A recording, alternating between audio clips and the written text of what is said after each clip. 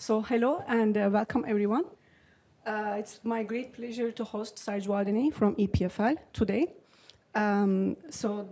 Almost all of you, I think, know Sarj, but I would like to take this opportunity to briefly introduce him because I think it is good to remind ourselves what he has contributed to the cryptography community. Sarj is very well known as a cryptanalyst. He found a lot of vulnerabilities in various different primitives and constructions. His PhD, I think, was consisting of breaking some hash functions called FFDH2 by Klaus Schnorr. He also broke some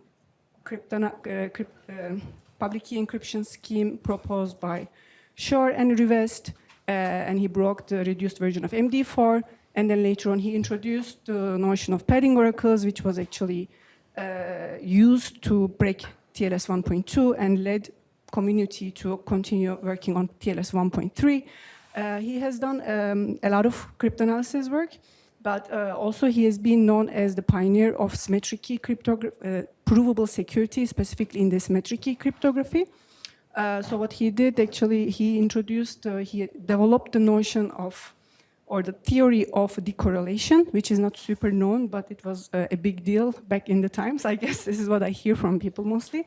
And he also proved the duality between the linear cryptanalysis and differential cryptanalysis.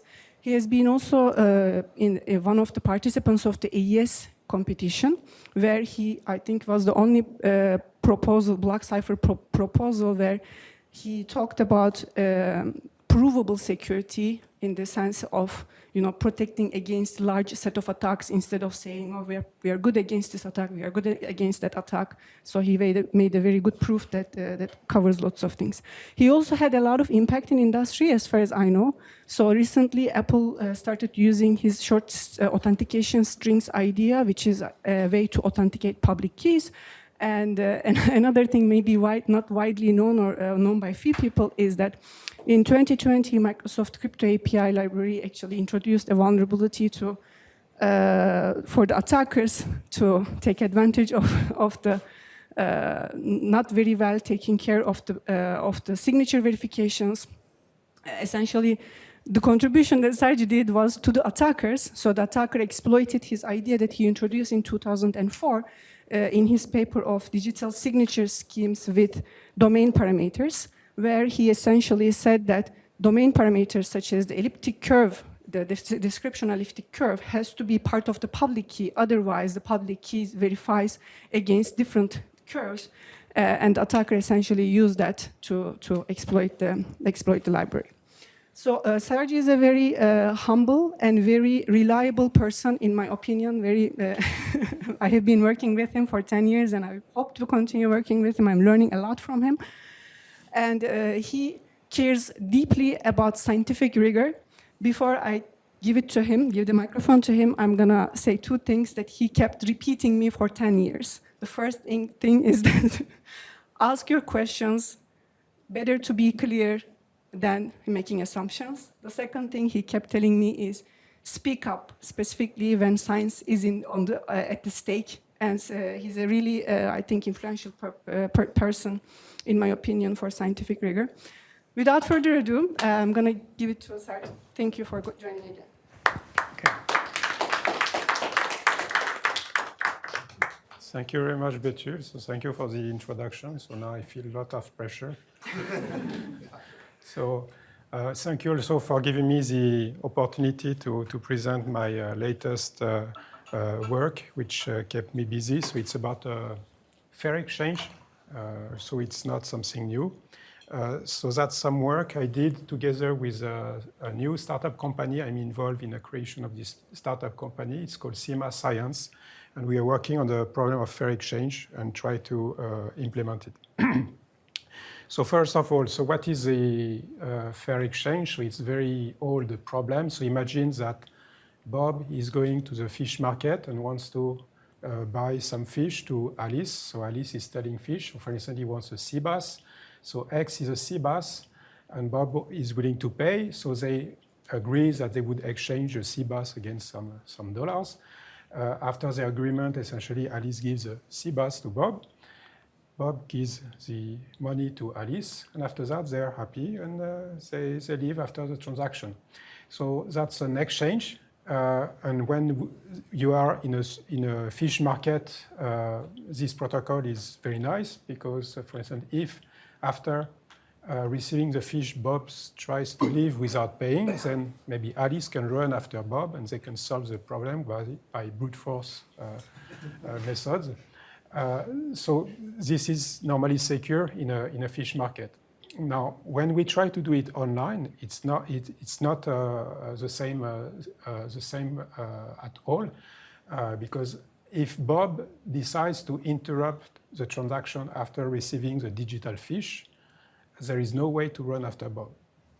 Okay, and it can be even worse. Maybe Bob is honest, or Bob can claim that he has sent a payment, but somehow the network, which was malicious, decided not to complete the payment and send it to Alice.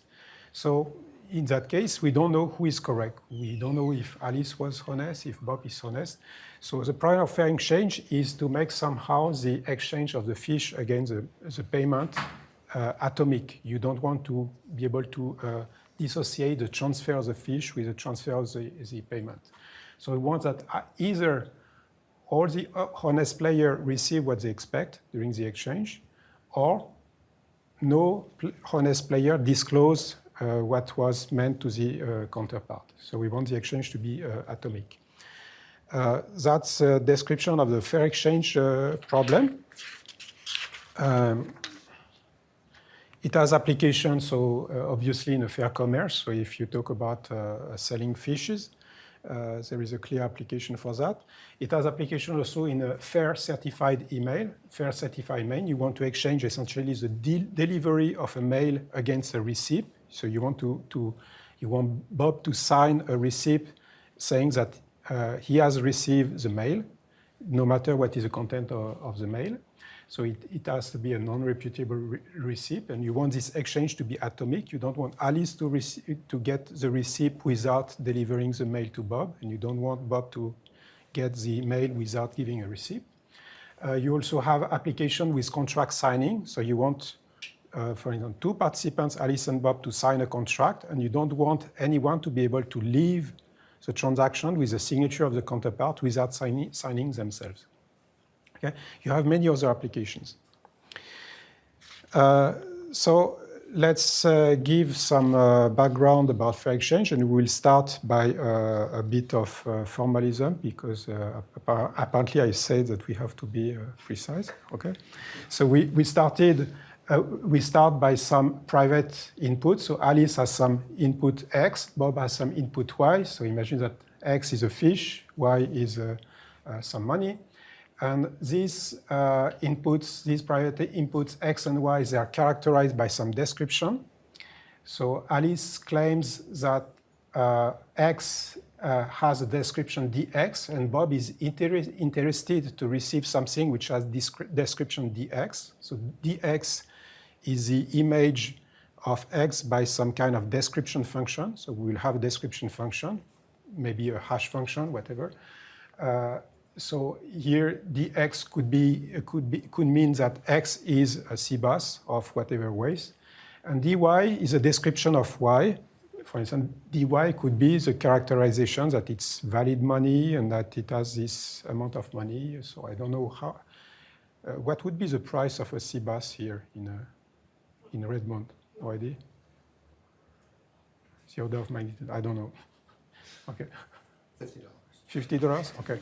So let's say dy says that Y corresponds to some valid money within an amount of $50, and dx is CBUS. You have some outputs, OA for Alice, OB for Bob. The protocol must satisfy the timeliness property. We want that every honest participant eventually terminates. We don't want anyone to be blocked forever in a transaction protocol. We want effectiveness. We want that if A and B are honest, and if dx is exactly the description of X and dy is the description of Y, then at the end of the protocol, OA is equal to Y and OB is equal to X. So they exchange X and Y. But in the other cases, we want that OA and OB both to return some error. Okay? So we have those two terminations possibilities for the protocol. That's in the case where A and B are both honest. In the other cases, so when there is, even in the case of a malicious behavior, when Alice is a honest player, we want either there is no leakage on X, she didn't disclose anything about X, or the description of what she received at the end is equal to dy. So she's supposed to be happy when she receives something with the description dy. And in the honest case, it's similar. So we want either there is no leakage on y, or the description of OB is equal to dx. Okay? So we want this fairness property. The fairness property says that we have those two conditions satisfied. So in this talk, we focus on the knowledge coin exchange. So X is some knowledge, so it will be a digital fish, and coin is some payment. So we want to exchange some digital information against a payment. So X is some digital information. The X is a result of applying X to some description function. It can be a hash function. And Y is some payment. And dy will characterize what is a valid payment and which has the correct amount. Maybe when we say no leakage on y, we may wonder what it means for no leakage about the payment. Here, in that case, it would mean that the money is kept by Bob. No leakage of y means that Bob is keeping the money. Okay, so that's for the formal introduction. Now the problem of fair exchange, it has been a very long-lasting problem. And one of the early results in 1990 by Ivan and Jacobi. So I don't know if anyone, so do you remember Jacobi? Yeah, he was a former MSR person. I don't know when he left MSR. 15 years ago? 50, okay. So in 1980, they have proven that fair exchange is impossible. Okay. Fair exchange is impossible. Essentially, the idea is that there is always one participant who is the first to be able to get whatever they expect at the end. They have enough information to reconstruct what they expect, and they can decide to stop the protocol at this time, and the counterpart in a protocol doesn't have enough information to reconstruct what they expect. So that's essentially the idea of the proof. So it must be unfair for at least one participant in all the cases. So that's when we have only two participants. So the interpretation of this impossibility result was to say that we need a third party to achieve fairness. And if we have a third party, if it is a third party which is not trusted, it's, for instance, if we are in a case where Alice is malicious and we have a third party who is malicious as well, it's as if we had a single malicious Alice. So if this third party is malicious, it doesn't bring anything new. So we need a trusted third party. With a trusted third party, we can have fair exchange protocols.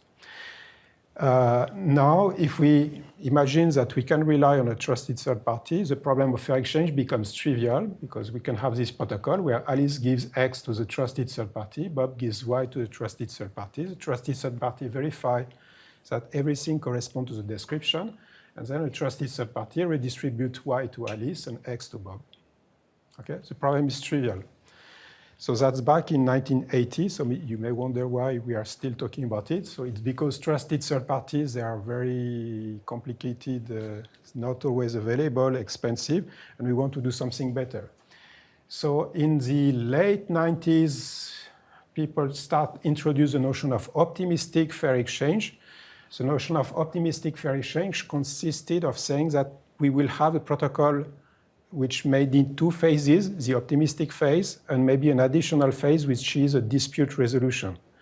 With the property that the optimistic phase is very cheap and maybe there is no need for a trusted third party during the optimistic phase. And if everyone is honest, this phase is enough. We can stop in this phase. So if everyone is honest, we have very cheap execution of the protocol. But if someone deviates from the protocol, then we may run to a dispute resolution. And this dispute resolution may be more complicated and involves a trusted third party. So in the case of the trusted third party, typically, the optimistic protocols involve the trusted third party only during the dispute. And we can have protocols like this, which are very cheap during the optimistic phase with a complicated dispute resolution. Okay, so something more about impossibility.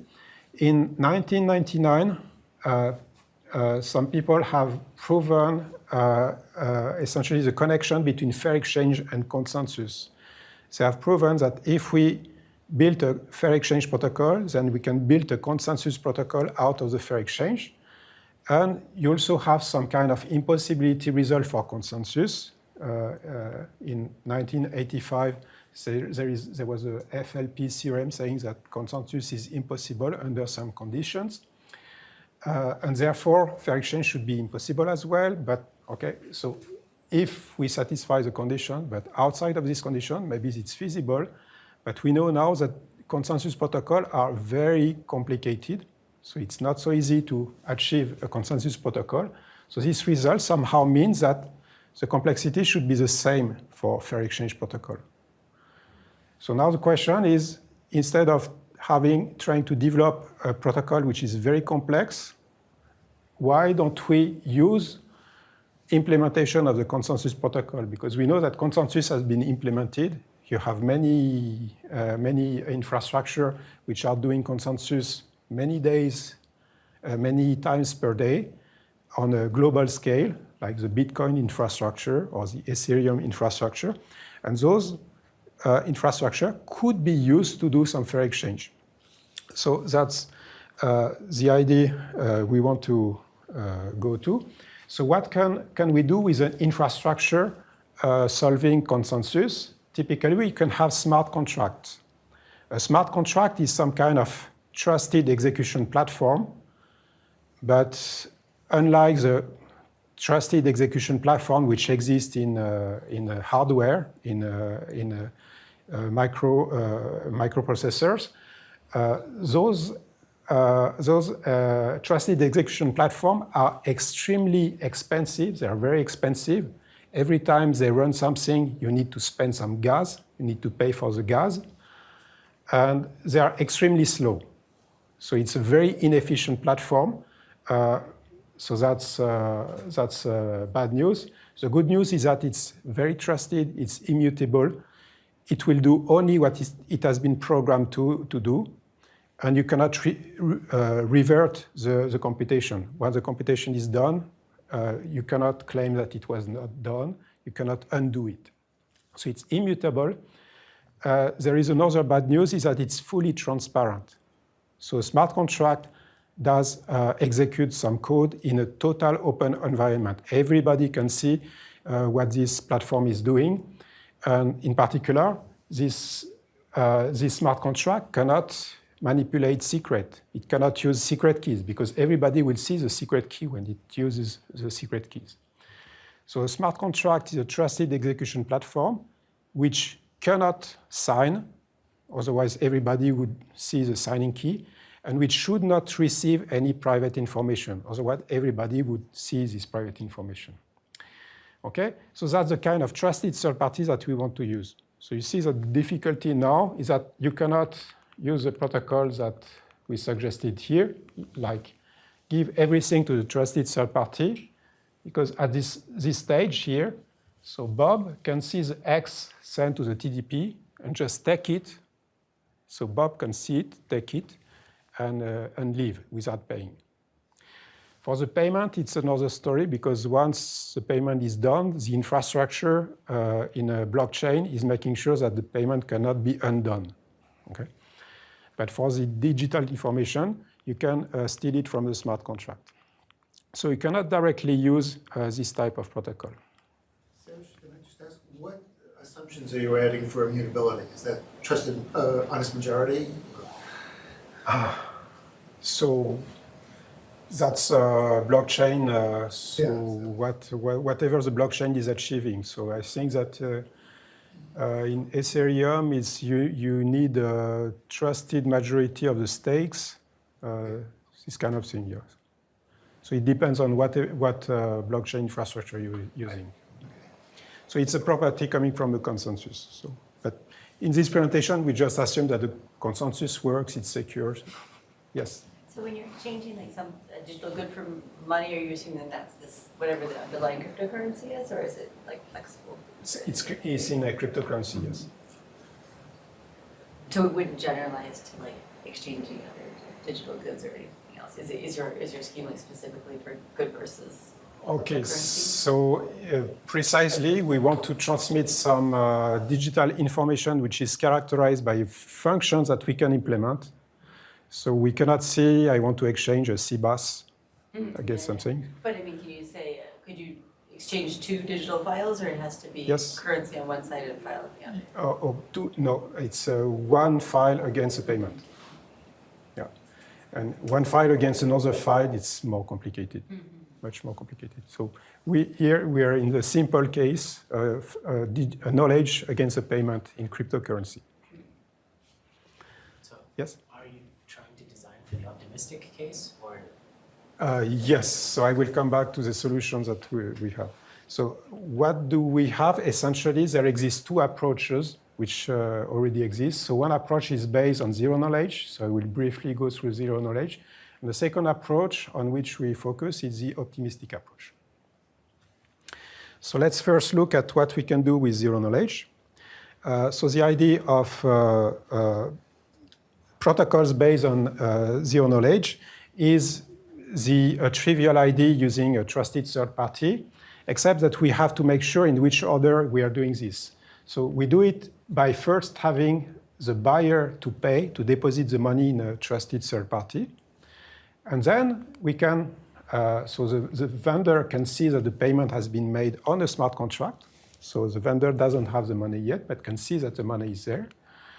And either nothing happened and the money returned to the buyer, or the vendor puts X on a smart contract. The smart contract verifies that it corresponds to the description. And if it does, then the buyer can see it, and the exchange is complete for the buyer viewpoint. And the money can be sent to the vendor. Okay? So that's the idea of the protocol.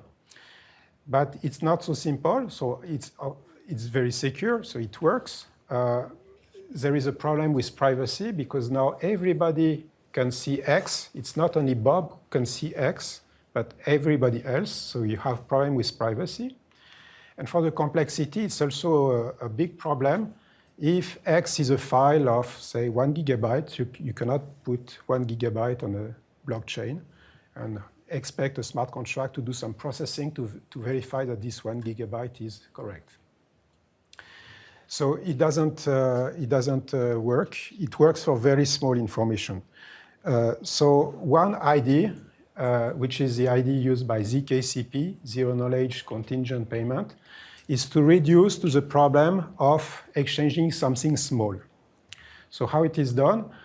Essentially, the vendor will pick a symmetric key.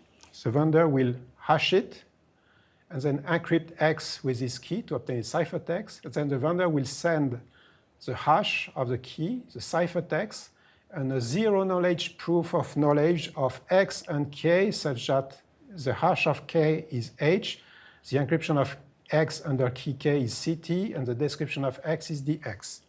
After that, the buyer is convinced that if he gets some preimage of H, this preimage of H will help to decrypt the ciphertext and obtain some X which has a correct description.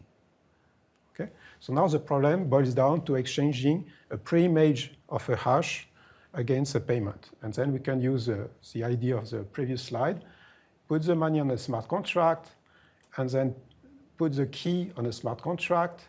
Then the smart contract verifies that the hash corresponds to H. So the H was put by the buyer. So the buyer received H, and he said, now I want to exchange my payment against the preimage of this hash. So the smart contract can verify it. And if it works, it makes a payment to the vendor, and the buyer gets what they expected.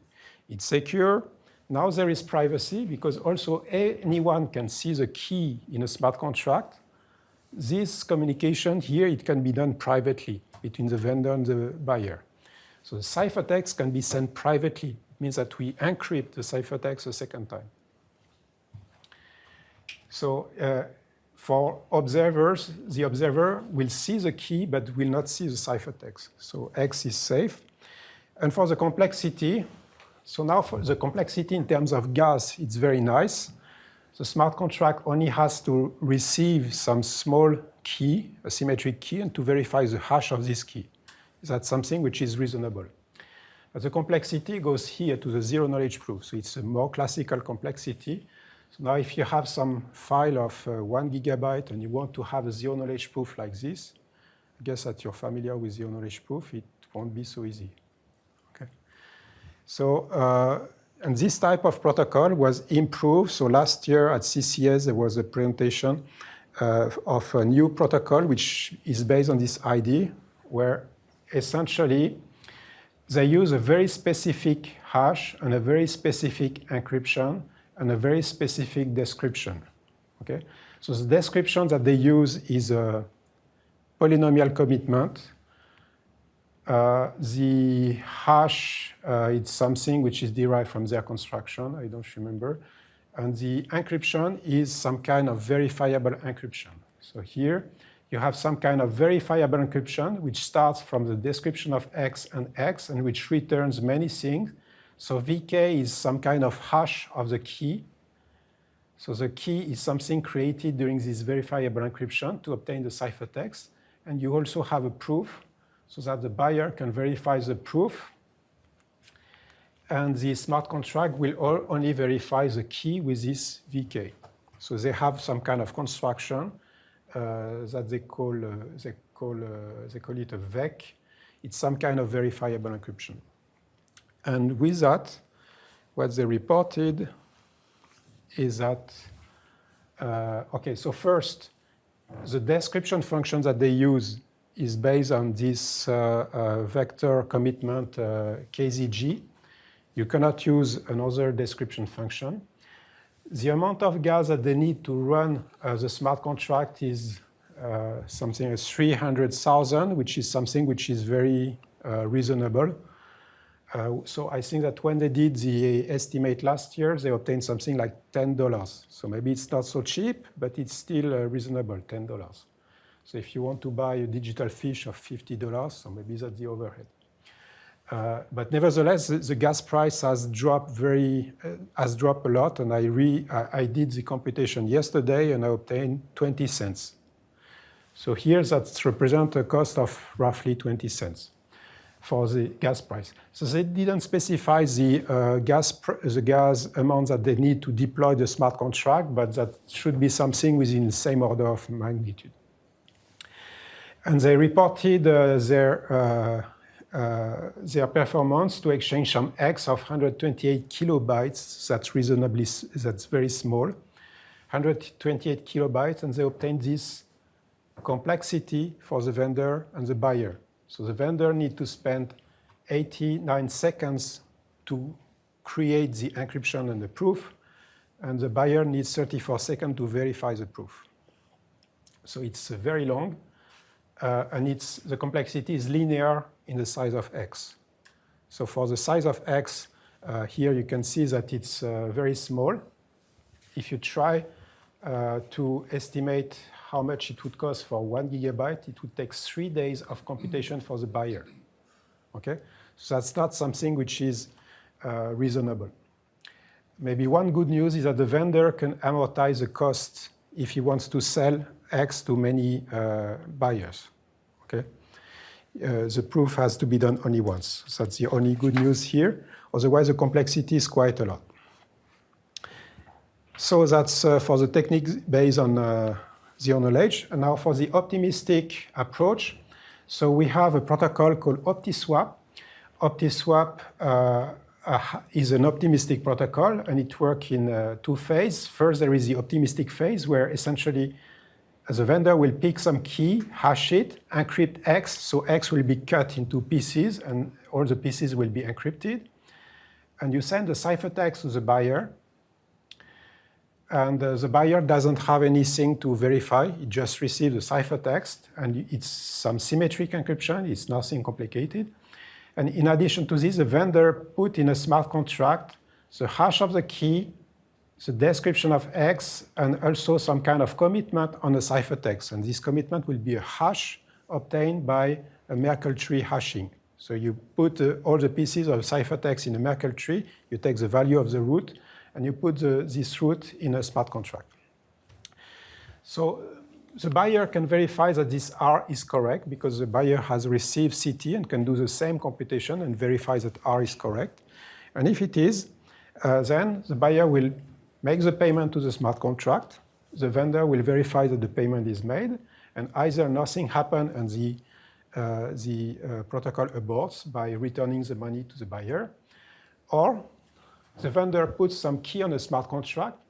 The smart contract will verify that the hash is correct here. And then the buyer will get the key, will be able to decrypt the ciphertext and to verify the description. So far, the smart contract cannot verify anything. So either the buyer is happy and the buyer can do either nothing and eventually the money will go to the vendor, or the buyer tells to the smart contract that he's happy with what he has seen, and it tells the smart contract to make the payment to the vendor. But if the buyer is not happy, yes? Why do you need R there? R, so we will need R later in the next phase. So you need to commit on the ciphertext. The smart contract needs to have some kind of trace corresponding to the ciphertext.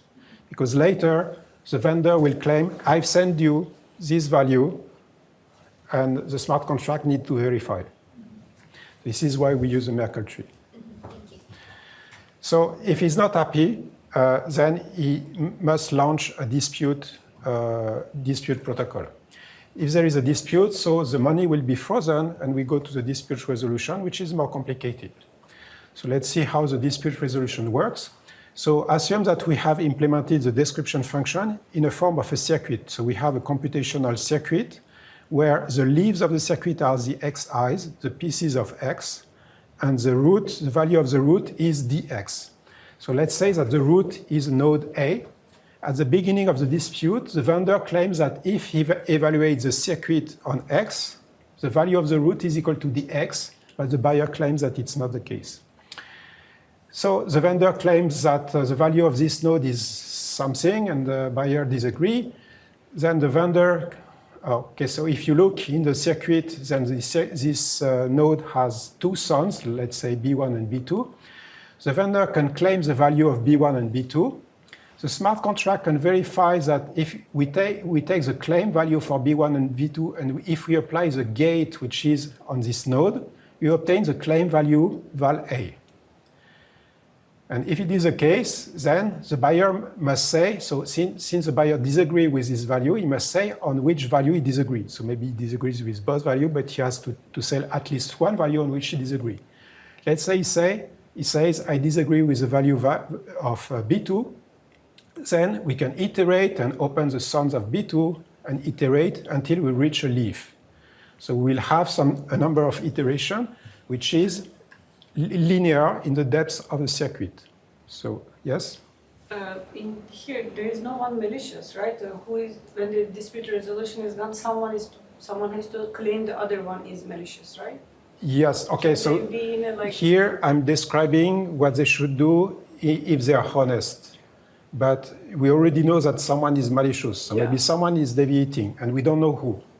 And the goal of the dispute resolution is that the smart contract needs to figure out who is correct. So here, the vendor announced some values here.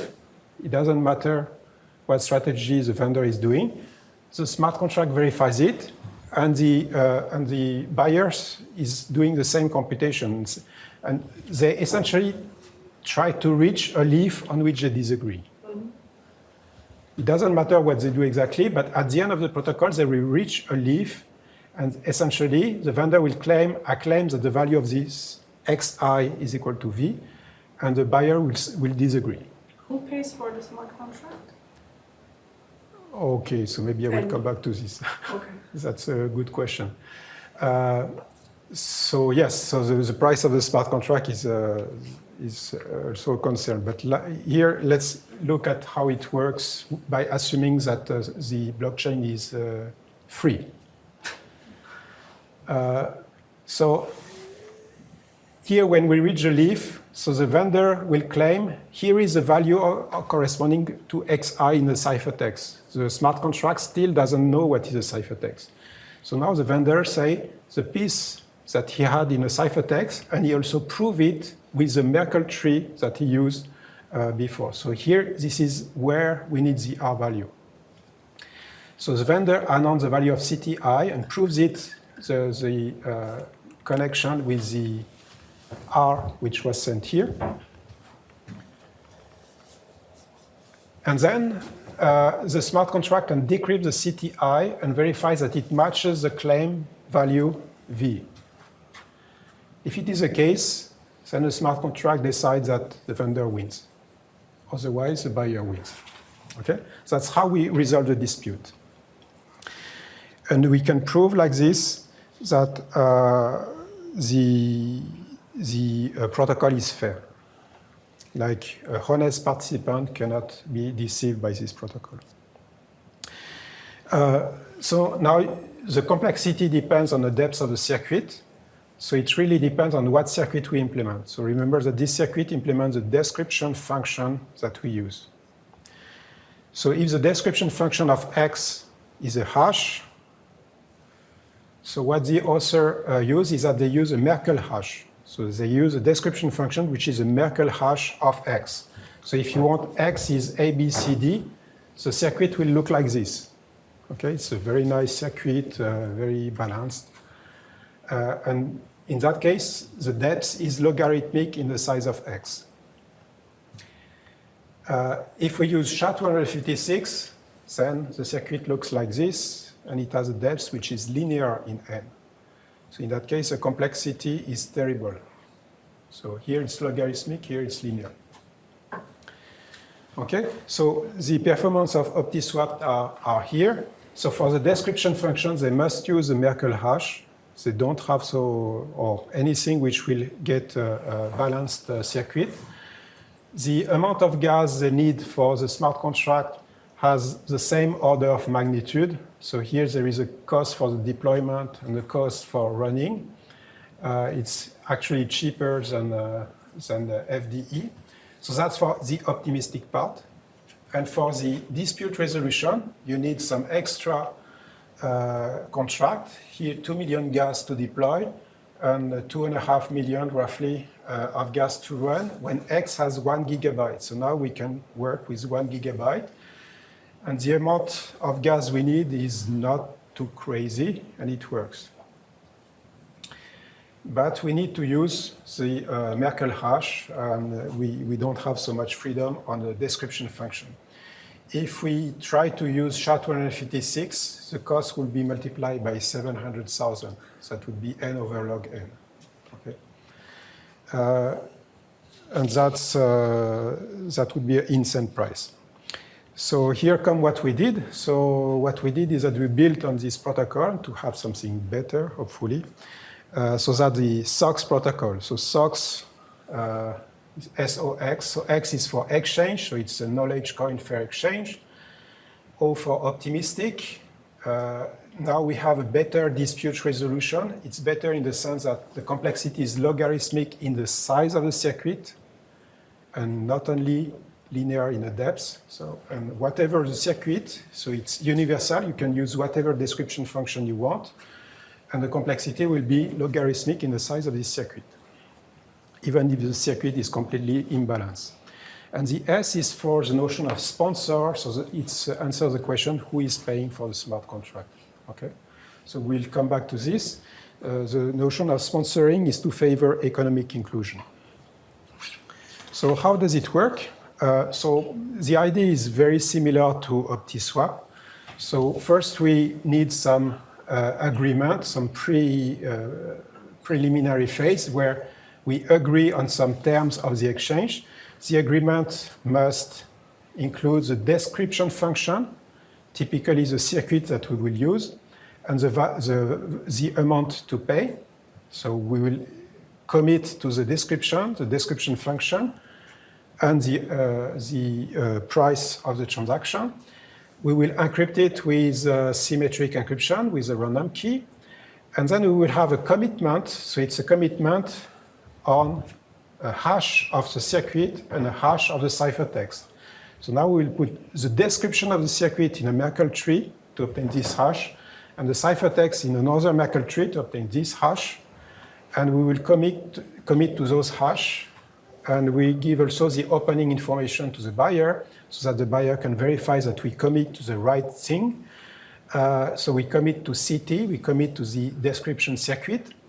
Then the buyer, after verifying the commitment, will make the payment on a smart contract and will put the commitment value on a smart contract. The commit value is something which is very small. Then if nothing happens, the money is returned to the buyer. And if something happens, it can be that the vendor deposits a key on the smart contract. If the key is deposited on a smart contract, the buyer can see it and check that if it corresponds to what they expected. So the buyer can try to decrypt CT and verify the description of what is obtained. So either the buyer is not happy and launches a dispute, and then we go to dispute resolution. But if nothing happens, after a while, the money goes to the vendor. So it's very similar to this one. So what is new is dispute resolution, which is a bit different. So now imagine that you have the circuit which implements the description function. So you have some computational gates. You have the value of x. And the circuit can be totally arbitrary. So you need some description of the circuit. So let's imagine that you have here a gate which depends on x1, x3, a gate which depends on x2, x3, G3 depends on G1, G2, etc. And then you reach a root. Okay? So this circuit, when you try to evaluate it, you will evaluate the gate in some specific order. So the order is not so important, but it must be an order which is computable. So you need the two participants to decide on which order they will evaluate the gate, and we will linearize the computation by putting all these gates in this order. So here we put the gates in the order where they are evaluated. So here G1 depends on X1 and X3, G2 depends on X2 and X3, etc. So every gate depends on what was computed before. So we put all the gates in this order.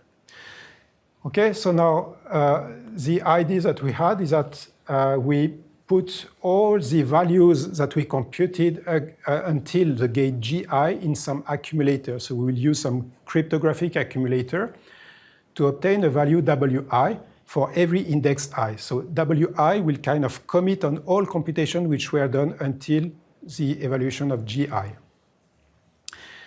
So at the beginning of the dispute resolution, essentially, they agree on W0. W0 is the accumulation of the empty list. They agree on the accumulation of vacuum. But they disagree of the accumulation of all the gates. So there is something where they deviate. So they agree on W0, they agree on Wn.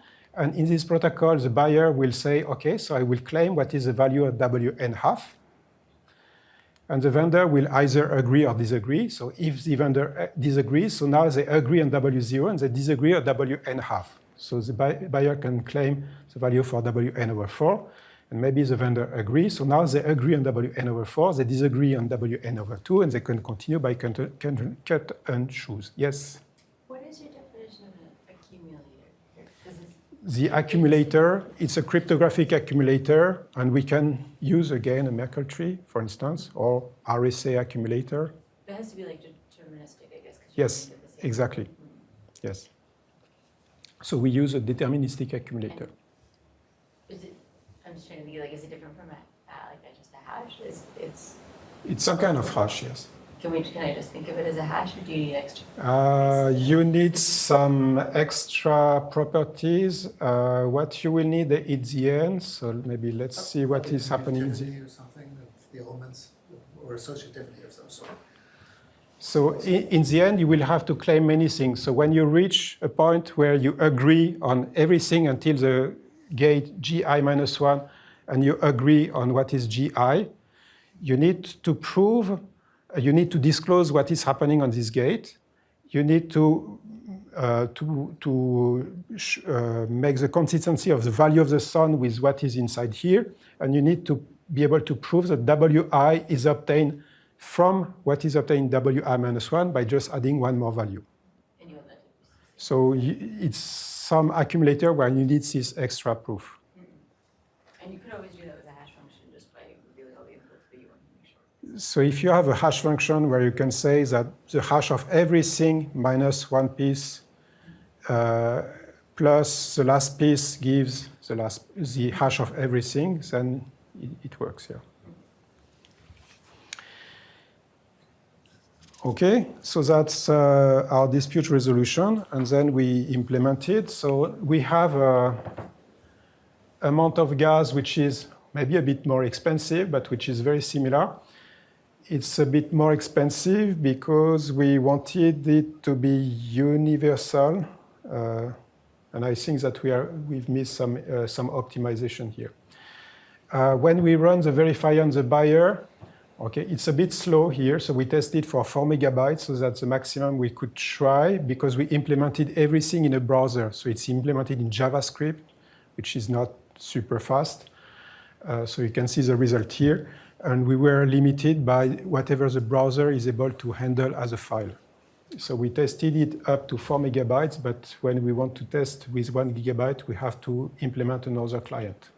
If you use the Merkle tree as a description function, do you still get better than Optisol? We didn't try that. But the Merkle tree is meaningful here where we look at the dispute. And when we look at the dispute, the cost of deployment for the smart contract with the dispute resolution is very similar. The deployment is independent on the size, but for the execution, it depends on how many iterations you need. So here, apparently it's more expensive than here, but it's because it's universal. We didn't want to have a smart contract which works for a specific description function. We have a smart contract, but we can feed this smart contract with the description, and it will run. And here, that's the amount of time which was spent in total by the verifier and the buyer. Okay, so I think I'm running out of time. So what we added also is the notion of sponsoring. So for sponsoring, what we wanted is that we wanted to make sure that the vendor would not pay any fee. And if we use the previous protocol, the vendor must pay some fee when they put a key in a smart contract.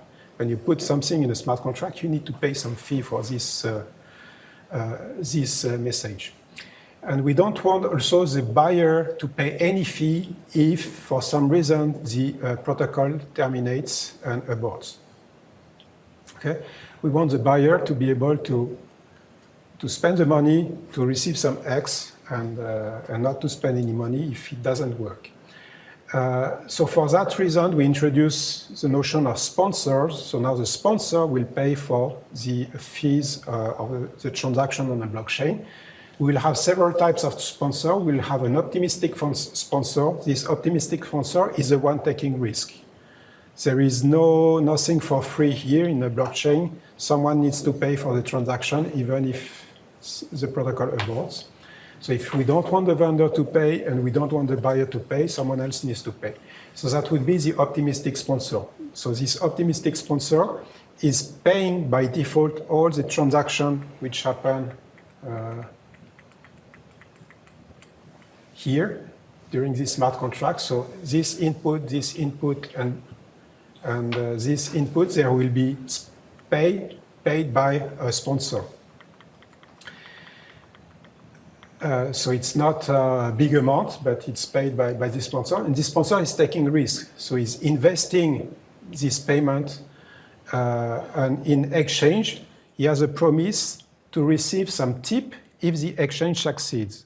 So if the exchange succeeds, the optimistic sponsor makes some profit. And we have some other types of sponsor for the dispute resolution, which is more expensive. The dispute resolution has more iteration, it is more expensive. We will have a sponsor for the vendor and a sponsor for the buyer. And for those sponsors, the decision to sponsor will be without any risk, in the sense that whenever a sponsor is honest and decide to sponsor, is ensured to make some profit in the end. So when there is a dispute, there is always someone malicious. And we don't want a honest sponsor to be penalized for that. So now we have 5 participants. We have a vendor, a buyer, optimistic sponsor, the sponsor of the vendor, the sponsor of the buyer. The sponsor of the vendor and the buyer are appointed only when the buyer triggers a dispute. So here is the protocol, how it was in a previous slide. And now we introduce the optimistic sponsor, which is at the beginning paying some deposit to sponsor all those transactions here. And now the buyer pays Y plus some tip, and if there is a cancellation, the money is returned to the buyer. Otherwise, if it completes, then Y goes to the vendor and the tip goes to the sponsor. I didn't put the arrow of the tip to the sponsor. Okay, and for the dispute sponsor, they are appointed here. So when the buyer triggers a dispute, he needs to find a sponsor to sponsor the dispute. Then the sponsor for the buyer will deposit some money, and if it aborts, the money is returned immediately. Okay? So once the sponsor of the buyer is declared here, then the sponsor of the vendor must also put some money. This money is supposed to cover the expenses of the dispute, and they both pay. So it means that at the end, the one who wins will get the money back, and we also get the leftover, which is unspent from the other. So we have the winner takes all approach. Okay. So now we have this sponsor, and the dispute resolution is almost unchanged, but now we have an additional problem. Yes. Okay. So I will speed up. So we know that in a dispute resolution, a honest participant cannot lose. But what can happen is that this dispute resolution is run by 2 malicious participants. And in that case, anything can happen. What can happen is that maybe the vendor and the buyer are both malicious. Maybe the vendor has some good argument when he is looking for a sponsor for the dispute resolution. So maybe the sponsor of the vendor is honest, but the vendor is malicious. Sponsor of the vendor was convinced by the argument of the vendor and decided to support the dispute resolution. But during the dispute resolution, they agree that B would win. And in that case, the sponsor of the vendor is losing money. So for that, we need to modify a bit the dispute resolution by saying that at the end of the dispute resolution, if a sponsor loses, they can restart the dispute and take the role of the participant that supported. And if they're honest, they will win. But something else can happen. This something else that maybe in the same configuration. Now, let's imagine that they decide that V wins, and the sponsor of the buyer, who is, by the way, also malicious, decides to say, oh, I'm not happy by the output of this dispute resolution, and I want to restart it and take the role of the buyer. And now they decide that SB will win, then SV still loses money. So we need, again, a way for the sponsor of the vendor to take control and to restart the dispute resolution if this happens. So we can prove that with maximum 3 execution of the dispute resolution, we can restore fairness even for the sponsors. So that's the tricky thing. For the implementation, we have a problem because the notion of sponsoring in blockchain is very recent. So I think it has just been implemented in Ethereum, but we were not able to try it yet. And so to conclude, so we have some knowledge coin fair exchange, which is solved thanks to the smart contract used as a trusted third party. We have a protocol SOX, which works with any description function, not only a Merkle hash. And we also introduce the notion of sponsor for economic inclusion. So now a vendor doesn't need to have any digital currency to be able to receive some payment to sell some item. Thank you very much.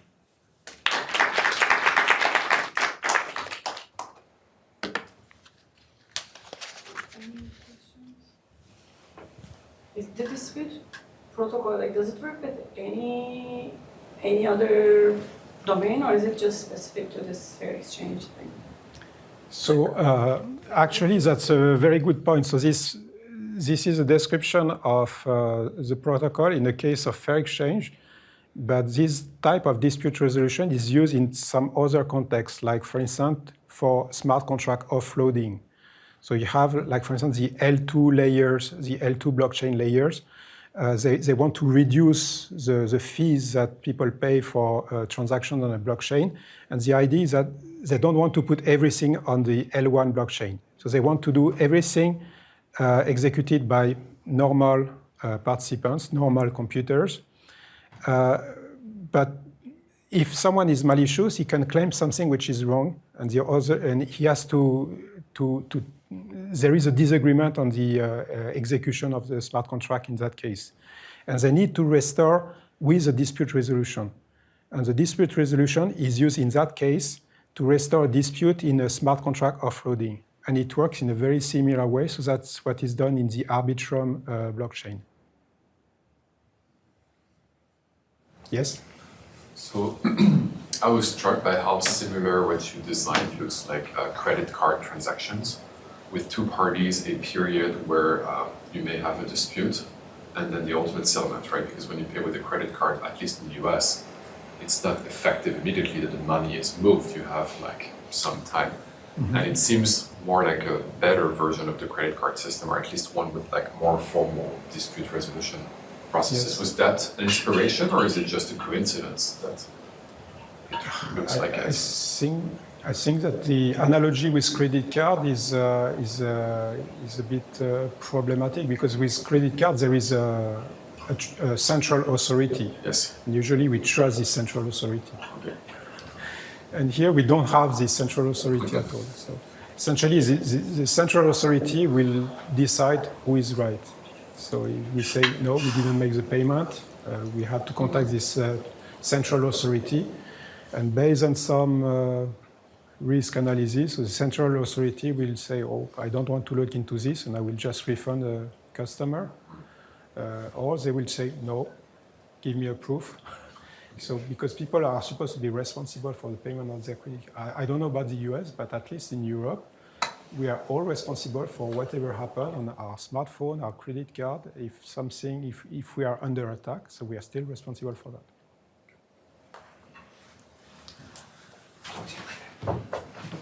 Thank you, everyone.